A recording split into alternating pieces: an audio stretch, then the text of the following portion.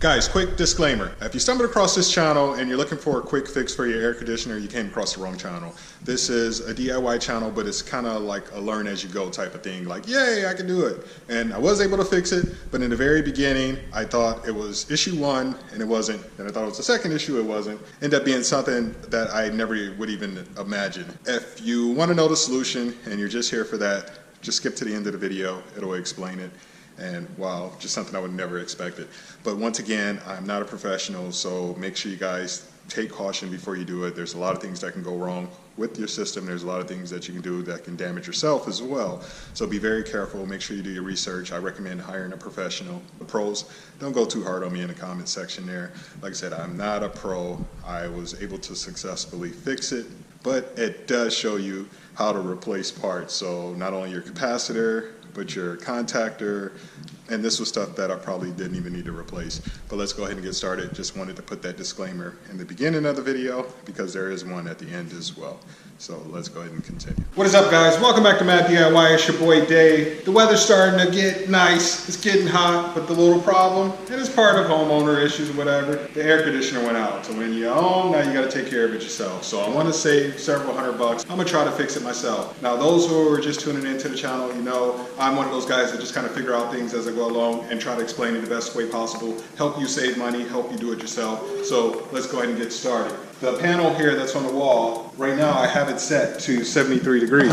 Unfortunately, that's not the case. It's 83 degrees here in the house. So I'm trying to get the temperature down. It doesn't work. I don't get what's going on. I was toying around with this thing. The heater will kick on, but the fan outside for the air conditioning unit does not spin. So the only thing I'm going to do here is simply turn this guy off, and be sure to turn it off at your fuse box. So here's the fuse box hidden there. So I just have to figure out which one is the air conditioner unit. So I'm going to turn that off. So from your fuse panel, make sure you flip the switch off for your air conditioner unit. Luckily, I have a little cheat sheet. If you don't have one and you do figure this out, just create yourself a little cheat sheet for your fuses so you know. So if you blow a fuse in the kitchen or whatever, you can just go to your little cheat sheet. So mine says 23 and 25. So there's two. Oh, I see right here, they're both connected. So 23 and 25 is going to turn the power off for the AC so I don't get electrocuted. Okay, and now I'm in the workshop down here. That's when I say your blower's working. You can hear it, it's making noise. Therefore, I know there's not an issue with this guy. Picked this up from Lowe's. This is a Southwire electrical test kit. Thought this was really cool. It was only 29 bucks. The model is the 10036K, 10036 kilo. And it comes with your meter. You get the little one here that you can plug into an electrical outlet. And it also has this new product, which is a little pin there. So for 29 bucks, I could have paid 24 for just this, but 29 get the extras, so it's gonna come in handy. So we're just gonna use this to test. Also, I got some rubber gloves. Nothing major, just got them from the Dollar Tree. It's the same kind of gloves you use to wash dishes with. Just gonna put this on for a little extra added protection. Probably not even the right type, but it's rubber.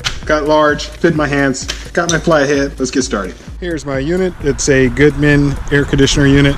The main thing you want to find is the cable that's coming out of your unit. You may have yours hidden under some leaves or haystacks or whatever. You want to trace this guy all the way back to the wall till you get to a panel that's going to look like this. So I'm simply going to go ahead and open this panel up, and you want to pull out that disconnect. It's going to look just like this. It has a little handle on both sides. Pull that guy out because I think that's what's sending the power also to this unit. So you're going to pull that out, check that, make sure that's not damaged. The reason why your air conditioner fan may not be spinning could be this as well. Once this is out, we know the power, hopefully, theoretically, isn't running through, but that's why I like to turn it off at the main fuse box as well. This guy's out, we're good to go. The problem was from the beginning, this wasn't spinning to cool the house down. So now that we've done that, I'm gonna trace this guy back, and it looks like my panel is gonna be in here. So it looks like I'm gonna need a flathead screwdriver, unscrew that, may have to do 3, 4, I'm not sure, but maybe those two in this panel slide out some kind of way.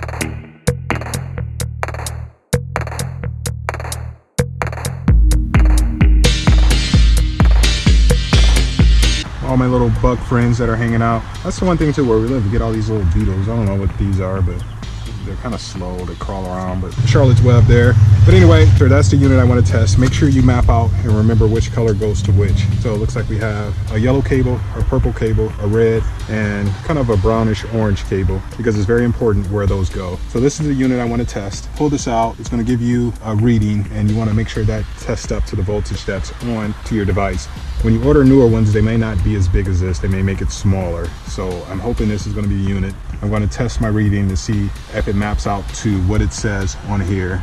440 back. Can't really see the output, but I'm going to go ahead and get my meter reader out and plug that guy into here. Once you clear the power, this can hold a charge. So you just want to take like a needle nose plier, you know, something that's not metal all the way through, rubber on the end, and just kind of kill the charge that's in there if you do have to take this guy out.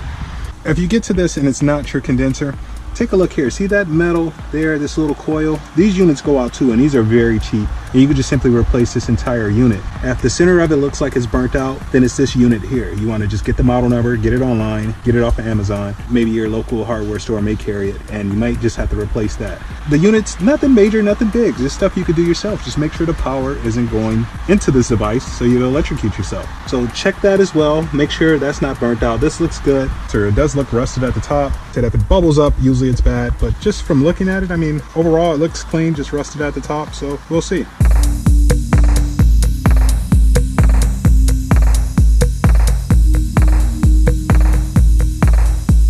So it's important, make sure you take a photo so you can see exactly where the cables go, just in case this isn't it, you have to put it back. So I know that the purple one's gonna run to the front lead there, the red one's gonna run to the back with the purple, the orange is gonna go into this one by itself, and the yellow is going right over there. So I'm just gonna take my pliers and pull these guys off.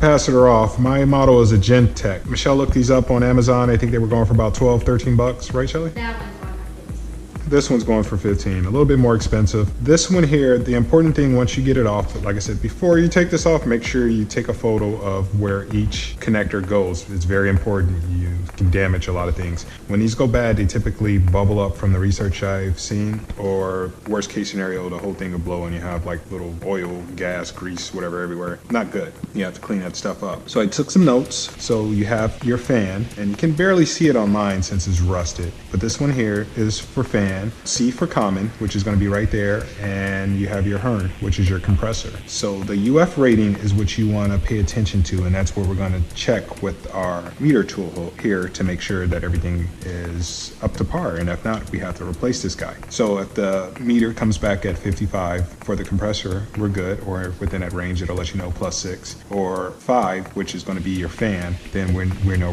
we're okay as well. But if it doesn't, then it's just this guy and 15 bucks. Saves you several $100s, guys. So let's go ahead and check this out.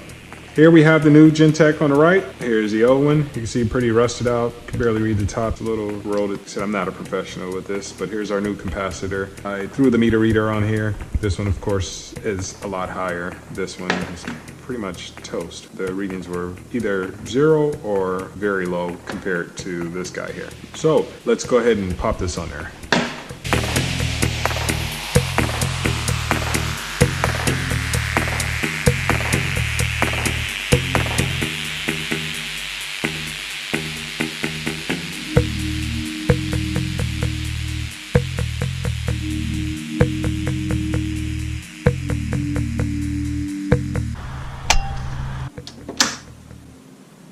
Once again, guys, I'm not a professional. Hire yourself an electrician. You can cause a lot of damage.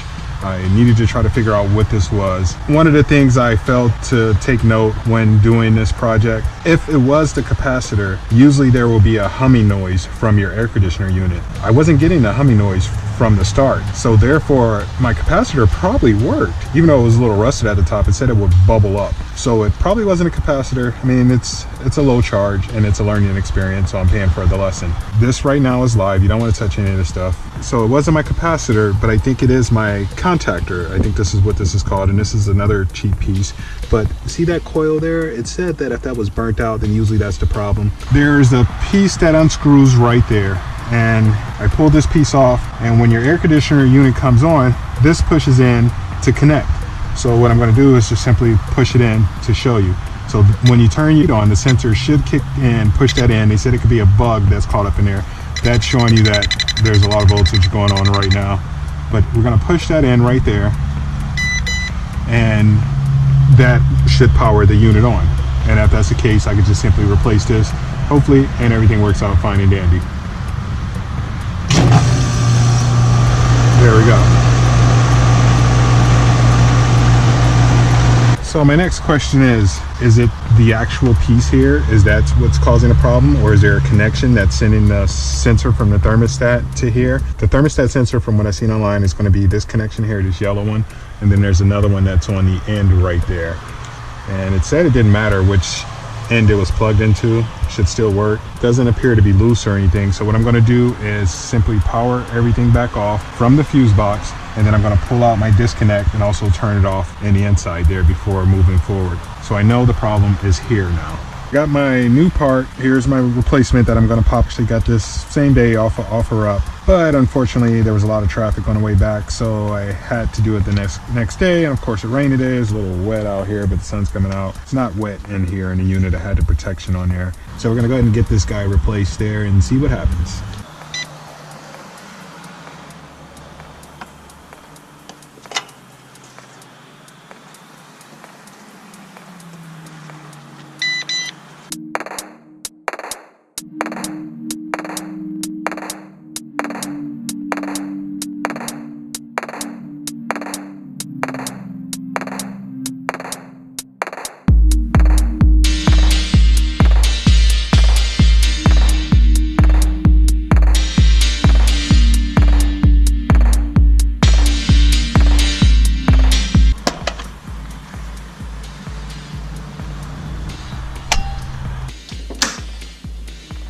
Guys, as a quick update, I'm down at the furnace now. I called my guy. He said everything is registering, everything is working. I pushed it in. Unfortunately, that replacement still didn't work. He said, well, everything is working. He said, trace the brown wire back.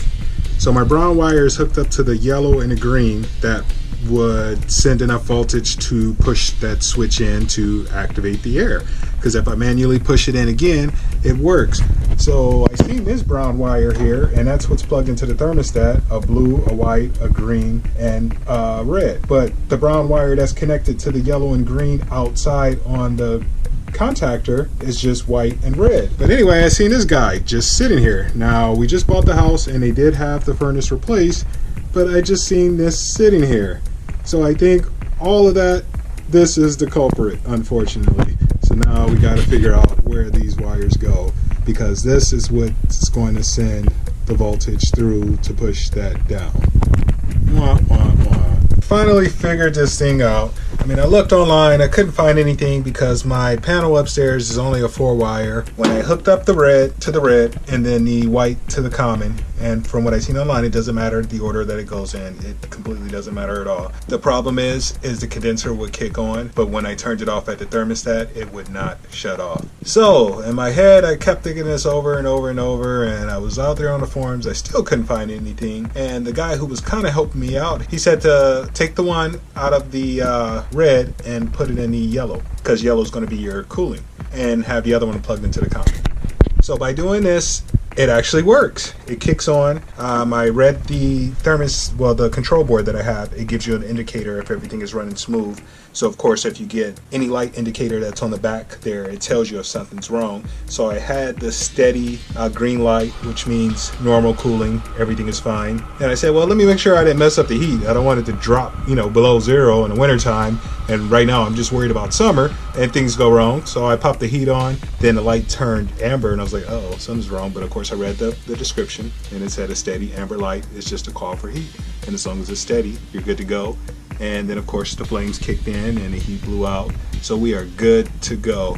So your boy did it. Was just on there to hold the safety switch in so I could troubleshoot real time while everything was activated. That's not normally there. There's your switch. So when I put the panel on there, it presses on here to say, hey, everything is closed up. Well guys, your boy finally did it. Finally got it up and operational, as I explained. It was a challenging task. A lot to learn along the way. Definitely a lot to learn. So I did buy some parts. Altogether, I got about 40 bucks in parts that I probably didn't really need. Now when I did check this guy out, the voltage was reading really low. I think this was going to expire anytime, and you can see it's kind of rusted out. I don't know. Maybe that's what it's supposed to read, but it was a lot lower than a new one that I bought.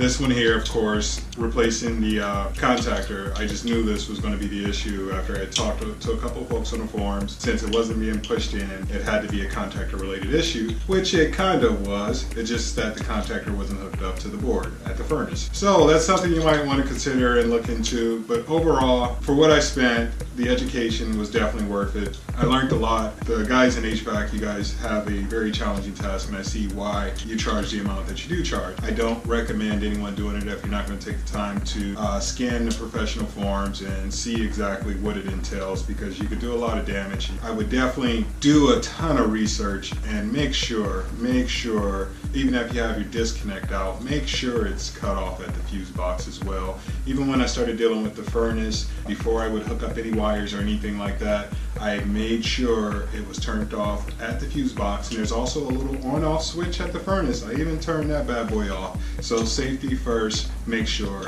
But I hope that helps someone. We had 3 different scenarios. Another scenario from the research that I've seen, it could be at your actual thermostat. It could be something as simple as the batteries need to be replaced, or it could just be an issue with your thermostat. So that's something else to look into. So it's amazing how all these things tie into each other.